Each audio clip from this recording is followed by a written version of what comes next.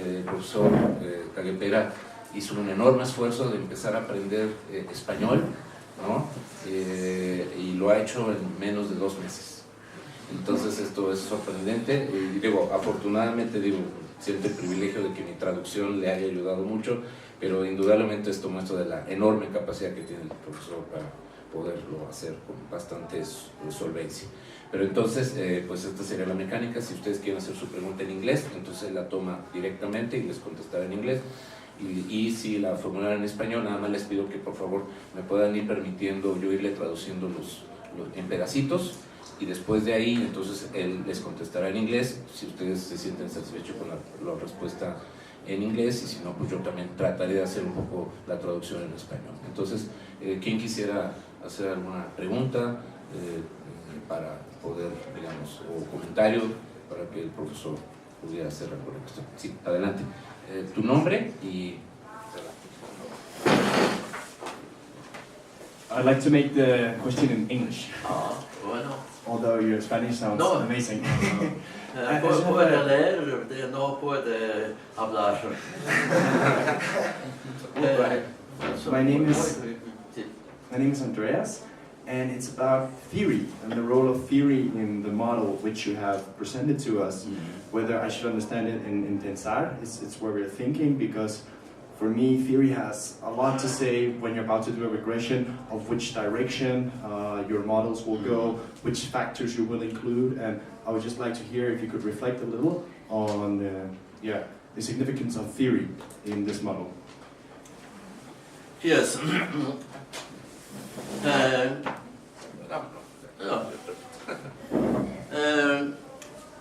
Theory often in political science means philosophy of science. What is called theory in political science often is in physics, it would be philosophy of sciences. So in this respect, I do not do philosophy of sciences. I am a modest person who just takes a problem and thinks that, well, how should it be? I make pictures, graphs, and look how it looks, and at the same time this helps me to think how should it be. And for the duration of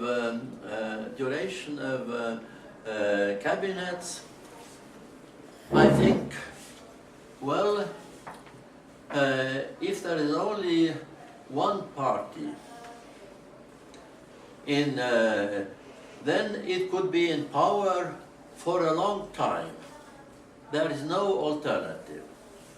The way duration of cabinets is defined is that the Prime Minister must remain the same. So probably if a person became Prime Minister at age 30 and dies at age 90, 60 years is the limit, but it's a very long time. But so with one party, it would be very high. Then with more parties, there is more change. With many more parties, the government cabinet is a coalition, and coalition parties will have conflicts. So if you imagine that there is a country with 10 equal parties, and 6 parties are in the government. With 6 parties there is so much dissension, and from outside so much, hey, let's make another coalition, that it couldn't last very long. Professor, the figures here, if you want to make use of that. If we make a graph, a linear graph, we'll go into negative. Here, this logarithmic can go to down all the way. In non-logarithmic, it becomes very, at one party, very high and down, but it cannot be less than 0. So this is what I mean by theory. Thinking about, hey, it cannot be less than theory, it must be something that bends down. So if you consider, this is what physicists mean by theory. If it's philosophy sciences, I have Can I quickly follow up? Sure. Oh, it's just because sometimes you see, as you were saying yourself, people are just looking for regressions, and if they find them and statistical significance, yes, they want to publish it.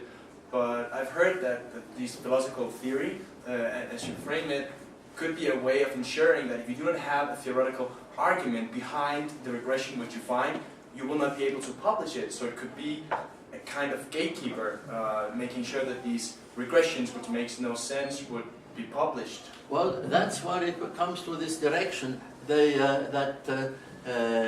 limit the thinking, the theory, if you will, to direction, and this is not enough. And I think when you continue after the intermission, you'll see more what it is. Whether you call what I'll present you after intermission as theory, no lo sabe. Anyone else? ¿Alguien más? Sí, por favor. My name is Omar. We heard your opinion about quantitative methods, but I'd like to know, what do you think about the mixed methods like qualitative comparative analysis? Oh yeah, no, mixed methods are the most important. I hardly can think of a good piece of research that doesn't mix methods. All this, you step on one leg, you step on other leg, and first the method of graphing alone doesn't suffice. The method of regression or other statistical fitting alone doesn't suffice. On autre piernas, just thinking in directional terms doesn't suffice. And there are many ways to think about how things should be, depending on what the subject is. Mixing methods is indispensable.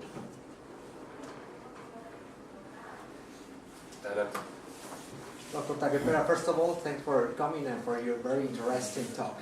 My question is, what do you think about formal models in positive political theory, like game theory and rational choice? Yes. I am using, maybe I should use formal models. I don't know why they said formal models. I think the idea was that making a model in stone or wood would be a real model, and then when you make a model on the blackboard, it's a formal model. I call it logical model. This is more specific. Now, game theory. It has many uses. It's very useful. There is one problem I have. Usually, they take a problem. They have to decide how people interact. They must know how much you how much you like one thing or another. If you have a choice between water and potatoes, how much water and potatoes you pick, on how much you will play the game theory, depends on if you don't care for water, you play an own game. If you are very much care for water and not for potatoes, you play another game. It's now in game theory, they usually first have a given situation, and then they play the game or set up the game theoretical setup and deduce that if the outcome was that, this person must have preferred water, and this other person must have preferred. But there is very little prediction. Game theory is very, very important and useful. But this is the weakness, that there's too much post-diction in game theoretical uses, and not enough prediction. I had one case where I was sent a paper to review by a journal, and it had my prediction for I think a number of parties, and it was off by 70%. The author said, "See, oh, how awful." And then he presented the game theoretical approach, and it was right on.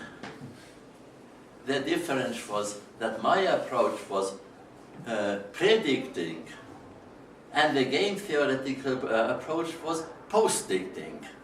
After they knew what the outcome was, they explained. They didn't predict. They explained it post-facto perfectly.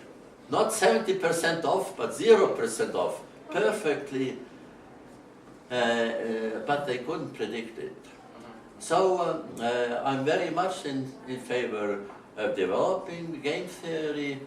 I wish that it could be combined, a mixed system of having the game theory, but also have a different way of determining how much people prefer one or the other thing.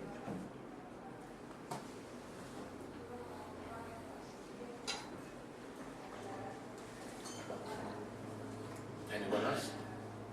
¿Alguien más? Las señoritas. Las señoritas deben preguntar.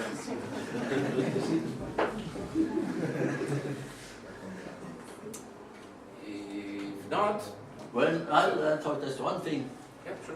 When my wife, who was a chemist, also an Estonian in exile, in the 1970s, she was allowed to visit my university in my native city, Tartu in Estonia, and she was presenting her talk.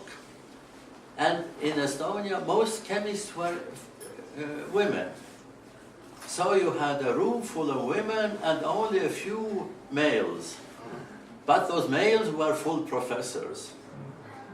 And when it came to questions, only the males asked questions, and the whole room full of ladies just sat there and listened. It's changing in the United States and in Estonia. And hopefully here in Mexico. Bueno, hagamos el intermedio. Vamos a tomarnos media hora para que el profesor pueda tomarse un cafecito. Si ustedes todos quieren aproximarse a él, preguntarle algo, con mucho gusto él los atenderá.